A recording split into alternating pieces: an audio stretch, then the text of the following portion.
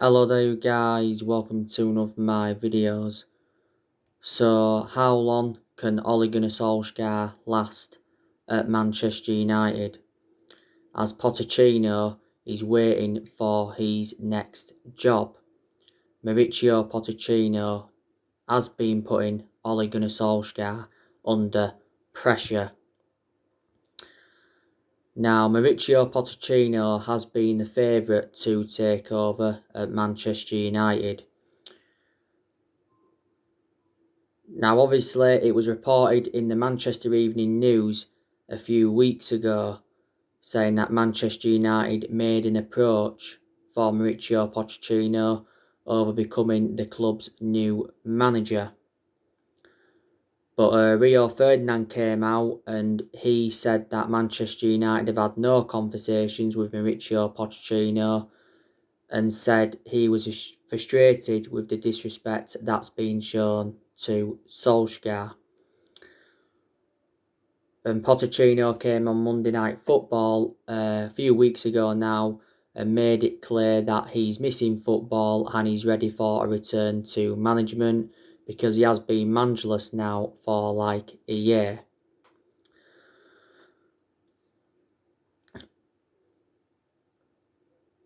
Mauricio Pochettino was the favourite to take over at Manchester United after Jose Mourinho got sacked. Now, it does recently say that he's been watching like Man U, Man City and Chelsea. It's now saying that Mauricio Pochettino's open to taking over at Barcelona, even though he's rejected Barcelona twice. Now, he's been linked with the likes of Real Madrid, Pochettino, he's been linked with a managerial role at City a few times.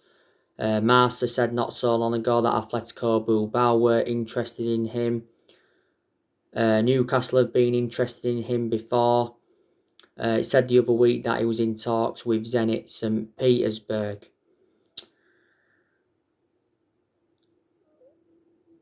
Now, Pochettino is a better manager than Solskjaer because, like I said, he's Premier League proven. He's dealt with top players. His philosophy is good. My only element of concern about him is not won anything in terms of silverware. Pochettino did endure 5.5 years with Tottenham. He guided Tottenham to their first ever Champions League final last year. And he guided them to the League Cup final. And he guided them to 2 FA Cup semi-finals. And analysing the vast majority of his tenure, Tottenham were competing in and out of the top 4. Before he was at Tottenham, he was at Southampton. Enjoyed a short tenure at Southampton, but he guided Southampton to their highest ever finish in the Premier League era. And before he was at Southampton, he was at Espanyol. So far has managed 3 clubs in his managerial career. But if we was to recommend Mauricio Pochettino win, what players would he bring into Man United? More than likely he would demand a director of football, so he does obviously get the backing he'd want because it's not guaranteed that our current board would back him because our board haven't backed any of our managers that we've had since Alex Ferguson left. But we may not get Pochettino, like I've said, because he will not wait. Now, there's obviously been a few other managers on our agenda. I give you the breaking news on Roberto Mancini yesterday. It was stemming from Tutto Sport saying that Man United are considering a move for Roberto Mancini. Massimiliano Allegri, the former Juventus manager, he's been on our agenda a few times, and he said a few weeks ago that we was interested in Julian Nagelsmann. So yeah. Ole Gunnar Solskjaer is under pressure at the football club, reflecting on our poor start to the season. We're sitting, 14th in the Premier League at the moment. We've only registered 10 points from our opening 7 games in the league. We have not yet won a game at Old Trafford in the Premier League this season, so it's been our worst start at Old Trafford for around 50 years. But despite our poor start to the season,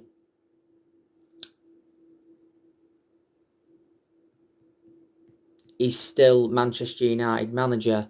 Now, don't forget, Ed Woodward came out last week, was it? And he said that Manchester United remain absolutely committed to Solsjaer despite our poor start to the season.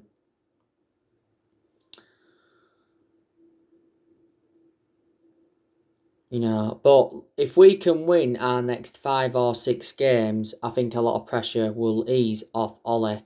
Reflecting on that win against Everton before the international break, quite a bit of pressure eased off him. But this season, we've had some good results, but we've also had bad results. Now, I've already gone through with you that Solskjaer has got quite a few issues to solve at Manchester United. Can he solve these issues? He's obviously got to solve the issues with Paul Pogba. He's obviously got to solve the issues with Mason Greenwood, because Mason Greenwood's had a lot of issues this season. He's also got to identify his best 11. He's got to select the right formation. Ole Gunnar Solskjaer has gone a lot with a 4-2-3-1 formation since he got appointed in as Manchester United manager, but in a lot of our games, that formation hasn't really seemed to suit our standards. In the big games, he's gone with a 3-5-2 formation. A few times he's gone with a 4-3-3 formation. And obviously, we've got to sort out our home form.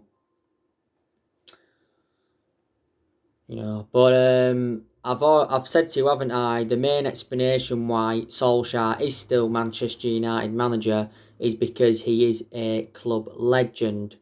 Now, disregarding him being a club legend, I think he would have been sacked by now. But with him being a club legend, our board are softening their stance on him. Now, Solskjaer isn't good enough as Man United manager, like I've said. He hasn't got that proven pedigree as a manager, has he? Manchester United is the third club in his managerial career. Before he was with us, he was at Molde. He won a few Norwegian titles at Molde, but Molde aren't big club. And before he was at Molde, he was at Cardiff, and he enjoyed a very, very short tenure with Cardiff. The main explanation he got sacked from Cardiff is because he ended up getting Cardiff relegated.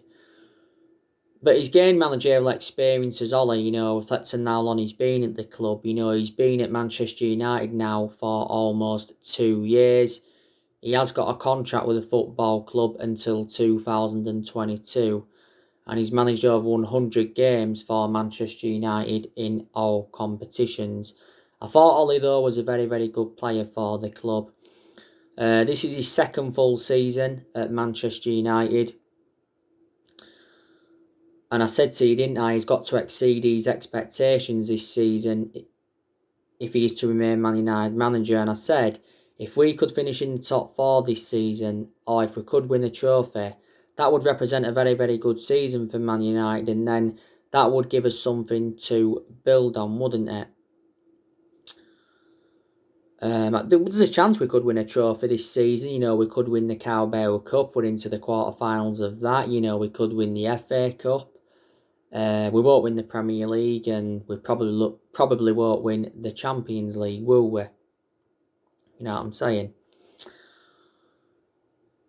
But, we haven't got the structure to keep sacking managers. We've already sacked 3 managers since the Sir Alex Ferguson era. Obviously, we sacked David Moyes.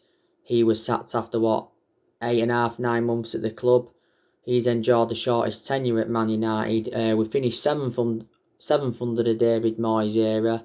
That's the lowest we've finished in the Premier League era. We sacked Louis van Gaal after 2.5 years. 2 years, despite him winning the FA Cup. And we sacked Jose Mourinho after 2.5 years, despite him winning the Europa League, the League Cup and the Community Shield in his first season. So Ollie's our 4th permanent manager since the Sir Alex Ferguson era.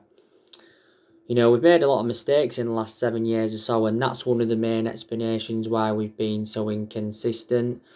We did make a mistake by giving Solskjaer the job permanently, so I think he's in a position he shouldn't be in, but we're giving the job permanently because he did very, very well in that 3-month period when he was the interim manager. But like I've said time and time again, I think Manchester United need a director of football, so obviously Ollie can get more backing. And it's one of the structural changes that we need at the club. And if we are to get a director of football in, we need someone who's got that experience and someone with the right philosophy. There's been quite a few names linked with that director's role. We've been in the process of trying to get a director of football for like the last 3 years or so now. You know, Solsjaer is one of the problems at the club, but he's not the only problem. You know, there's still certain players at the club that are not good enough to represent Man United, and there's obviously still deadwood in the squad that we're looking to get rid of next year. Obviously, you know, we've had a lot of problems with the board for several years, reflecting how poor our recruitment policy's been and that. Now, obviously, we are making plans for next year. Because obviously next year we are looking to make more signings. Obviously there has been a lot of players on our agenda. Obviously this morning I give you the breaking news on Dayot Upamecano from RB Leipzig. It says that Man United could sign him in January. Liverpool are also looking to sign him in January. Because Liverpool have got an injury crisis. Liverpool have got Virgil van Dijk out for the season. Now I think they've got Joe Gomez out for the season. And Andrew Robertson just recently sustained an injury for them. Real Madrid have been interested in him. But yeah, Bayern Munich reportedly can't afford Dayot Upamecano. Bild have said that RB Leipzig could make a decision on his future in January. He's available for around £40 million at the end of the season because that's when his release clause does become active. Dayot Upamecano signed a new deal with RB Leipzig until 2023. But would he go well alongside Harry Maguire if he came to Manchester United? Now obviously Dan Axel Zagadou from Dortmund, he's been another player on our agenda and he's another centre-half. David Carmo from Braga, he's been another player on our agenda, and yeah, he's another centre-half. Jack Grealish, it's recently said that we've revived our interest in him. We was in for Jack Grealish during the summer, but the main explanations why, you know, we didn't get him is because Villa wanted £80 million, and plus we had element of concerns about where he would fit in the team. Earlier on this season, I think Jack Grealish signed a 5-year contract with Aston Villa. Grealish obviously now plays on that left-hand side for Villa, doesn't he? Obviously, Jadon Sancho, it says that we are going to go back in for him in January and we are going to copy Chelsea's structure. Sancho was our number one priority target during the summer transfer window, but the main explanation why we didn't get him is because Dortmund wanted £108 million. But he said a few times during the summer transfer window that, you know, the personal terms were agreed and the agent fees and that had been agreed, but couldn't come to an agreement on a fee. Don't forget, Dortmund made it clear to us that we had until the 10th of August to sign the player. Michael Zorg and Lucien Favre, they came out and said that Sancho will be staying at Dortmund, which he has done. But there's still a good chance he could be leaving next year. Now, this is Sancho's 4th season with Borussia Dortmund. He's enjoyed a poor start to this season as well. He's got a contract with Dortmund till 2023. Dortmund only paid £8 million for him from Man City back in 2017. So they got him for next to nothing. He enjoyed a few years at City, but the main explanation he left City is because he didn't get assured any first team opportunities. And before he was at City, he was at Watford. He's only in his early 20s, and don't forget we was willing to offer him that number 7 shirt. Ousmane Dembele, it says we could be going in for him in January. I think he's one of the alternatives to Sancho is Ousmane Dembele. He's a much cheaper solution than Sancho. We inquired about getting Ousmane Dembele on loan during the summer transfer window. My element of concern about Ousmane Dembele is that he's too injury prone. He's sustained far too many injuries for Barcelona. He's endured over 3 years now at Barcelona, hasn't he? He has got a contract with them until 2022. Barcelona got him in a deal worth 135 million from Borussia Dortmund back in 2017. Barca paid like 90 odd million pounds up front. But yeah, it says we could get him on loan in January with then the obligation to buy, but Barcelona would prefer a straight purchase. Now Erling Haaland, he's another player we could go in for next year. We missed out on him back in January, and I said it was a shame that we missed out on him because he would have been an Ole Gunnar Solsjaer type signing. Back in December, Ole and Woodward went to Norway to meet up with Erling Haaland. Real Madrid also want Erling Haaland, by the way. Dortmund paid £17 million for him back in January. And he's done well since his arrival at Dortmund, and he has got a contract with Dortmund till 2024. He has a £68 million release clause, but that doesn't become active until the summer of 2022. Eduardo Camavinga now, he's another player we could also go in for next year. So there you go. And the two areas where Man United need to strengthen up is that right wing position, and we also need a centre half. We're not only going to focus on the incomings next year, we're also going to focus on the outgoings. There's still players we need to get rid of next year. Now, we've confirmed that we're likely to get rid of 4 players in January, and that's Phil Jones, Marcus Rojo, Sergio Romero, and Timothy Fosu-Mensah. And obviously we'll get rid of quite a few players next summer. I think we'll get rid of Matic. Matic has lost his place in the team. I think we'll get rid of Paul Pogba. I think we'll also, get rid of Juan Mata. Daniel James, I think we'll get rid of him because he's out of form. Magalo, he'll leave in January when his loan expires more than likely. Could loan Brandon Williams out because Brandon Williams is now our third choice left back following the arrival of Alex Telles. You know what I mean? So it's good that we are making plans for next year. Ole Gunnar Solsjaer has spent over £200 million since he became Manchester United manager, and he's endured 4 transfer windows at the club. He's also got rid of a lot of players since he got recommended in. We've seen the likes of Lukaku, Herrera, Fellaini, Darmian, Smalling, Valencia, Young, Angel Gomez. All leave the football club. Sanchez is another one. We've also loaned a few players out. We loaned Joe Pereira out again for another season. We also loaned Tahith Chon out. We loaned Dylan Levitt out. We also loaned James Garner out. So a lot of players have left since he got recommended in.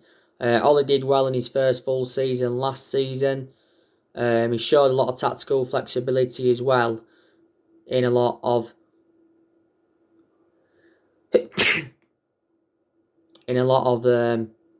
the big games. And I like the way he's promoted the youth. So there is positives to definitely take. But don't forget, Ole is inheriting a lot of players here from the Jose Mourinho era. Still a few players here from the Van Gaal era. There's only one player here from the Moyes era. And there's only a couple of players here from the Sir Alex Ferguson era. Now, Manchester United play West Brom on Saturday. I've already given you my preview for the game. Man United should be winning this game against West Brom because West Brom are a poor outfit. They're sitting 18th in the league, so they are in the relegation zone, and they haven't won a game yet in the Premier League this season. You know, the last time we played West Brom, we lost to them by 1-0. Their current manager is Slaven Bilic, West Brom's. Like I said to you, I know a few of their players. Obviously, they've got that Callum Robinson. He got sent home from international duty after contracting coronavirus. They've got Matheus Pereira. He's recently been in self-isolation. They've got that Branislav Ivanovic. He's been in self-isolation recently. They've got Kanu. He's definitely out for Saturday because he's got a broken arm. They've got Samfield. I think he's been out with injury.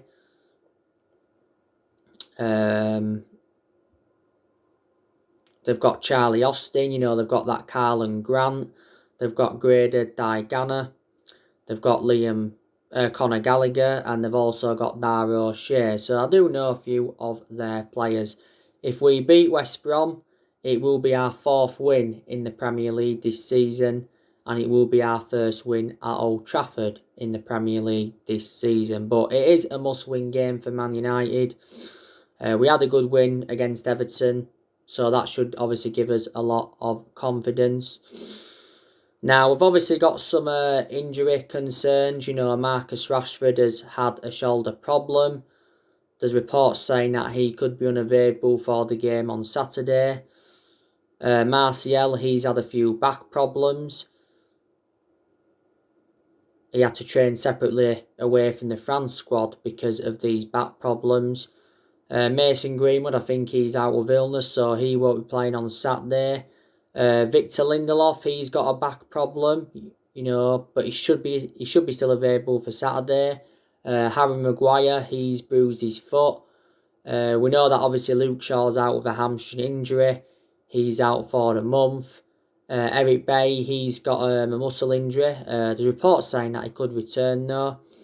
Lingard's still out with injury, and so too is Phil Jones, but I think he's close to returning. The good news is that Alex Telles should be making his Premier League debut on Saturday, because the Brazilian outlet UOL confirmed that Alex Telles tested negative for coronavirus, but on Saturday it said he tested positive for coronavirus. Telles has already had the virus once. Telles is going to be a very, very good signing for Manchester United. He's only played one game so far, and that was the 2-1 win against PSG. Edinson Cavani, he should be starting on Saturday. If Martial and Rashford aren't available, he's going to definitely start. Cavani, don't forget, scored his first goal for the football club in our 3-1 win against Everton. He almost scored with his first touch when he came on against Chelsea. You know, we got Edinson Cavani on a free transfer, didn't we, on deadline day? And Cavani signed a 2-year contract with the club worth around 220 grand a week. Cavani wears that number 7 at Manchester United. Now, Donny van de Beek, I'm hoping he can start this game on Saturday. Donny van de Beek has not yet made his full Premier League debut for the football club, but he has started our last 2 games in the Champions League. Donny van de Beek recently revealed what Solsjaer had told him, and he's basically told him to be patient and wait for his opportunities. Van de Beek made a confession regarding his playing time, saying that he would have loved to have played more at Manchester United this season. He can play in like 3 different roles. Van de Beek can play as a box-to-box midfielder, which is his predominant position. And then words out then. He can play in the number 10. We started him in the number 10 against RB Leipzig, and he can also play on that right-hand side. You know, we paid £40 million for him from Ajax. Now, Bruno Fernandes, I think he'll definitely start against West Brom. Bruno Fernandes has, really impressed me. He's definitely Manchester United's best player. Bruno Fernandes has enjoyed a good 10 months or so now at the football club. I think he scored like 18 goals and provided 13 assists in 33 appearances. We know a lot of his goals have come from the penalty spot, Bruno Fernandes is. We paid €55 million for him from Sporting Lisbon back in January. And Fernandes has got a contract with the football club until 2025. Last season, he won some Matt Busby Player of the Year award, and he also won Premier League Player of the Month twice. Fernandes has been unhappy with Solsjaer recently, and he's been unhappy with how we've been performing, hasn't he? Bruno Fernandes recently said that Man United have got the mentality to win the Premier League title, and he said it has been so long now since we last won it, because we haven't won it for 8 years. But Fernandes made it clear that he's come to Manchester to win trophies. Obviously, reports have been coming out from Spain today saying that Barcelona and Real Madrid are keen on signing him at the end of the season. Now, Fred should be involved in this game against West Brom because, like I've already confirmed with you, Fred is undroppable at the moment, reflecting on his good run of performances. I like the way that Fred has kept the ball. He's also dictated the play well, and he showed good attacking intent. We paid around £47 million for Fred from Shakhtar Donetsk a few years ago. How do you think McTominay, could be involved in the game? I think Paul Pogba could actually, be starting. So I actually think Fred or McTominay will be dropped. I think Paul Pogba's going to leave the football club next year. Like I've said, Paul Pogba's recently been talking about his struggles at Man United this season, and he said this season is the most difficult period in his career. And reflects on his recent comments, he has received a lot of criticism. Paul Pogba's only started 2 of our last 7 games. Harry Maguire, like I said, he should be starting this game, providing that he's fit enough. Harry Maguire has really rejuvenated himself.